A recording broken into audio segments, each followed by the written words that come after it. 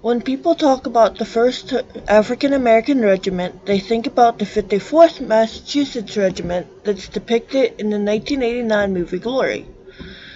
While they are an African American regiment, they are not the first. Even the first ever volunteer African American regiment, the 1st Kansas Colored Volunteer Infantry Regiment, is not the first regiment that had African Americans amongst their ranks. That distinction belongs to the 1st Rhode Island Regiment during the Revolutionary War. But it didn't come from a place of wanting to boost the African Americans, but from a lack of numbers in the Rhode Island Regiment. Originally, George Washington was against allowing any African Americans, both freed and enslaved, to fight in the army. He was worried about what message it would send to those that were still enslaved, especially since Washington owned slaves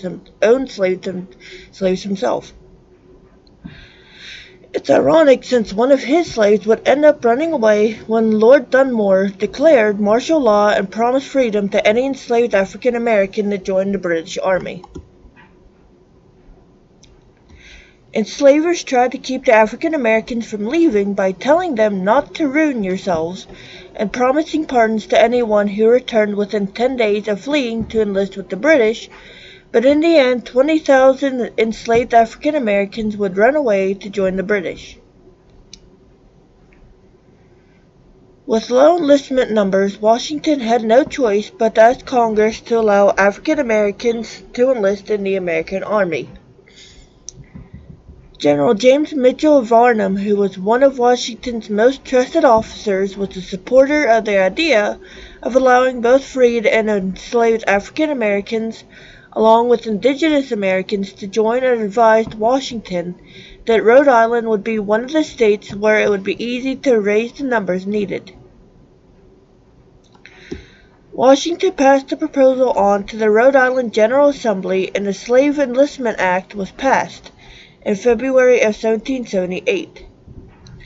It stipulated that an enslaved person accepted to the 1st Rhode Island would be immediately discharged from the service of his master or mistress and be absolutely free, as though he had never been encumbered without any kind of servitude or slavery.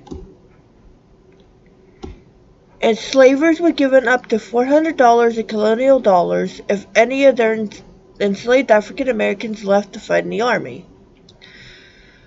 More than 130 enslaved men left to join despite propaganda that was spreading that said that they would be sent to the front lines and that if they were caught, they would be sent to the West Indies.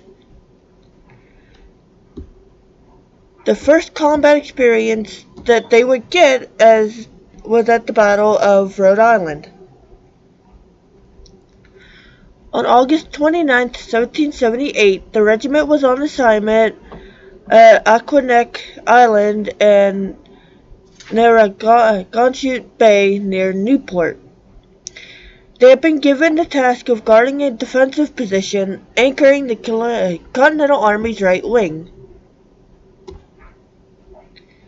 The regiment would drive back 3 Hessian regiments of the British Army. A regiment member remembered that it was in driving back these furious attacks that a black regiment distinguished itself with deeds of great valor. Major General John Sullivan would say,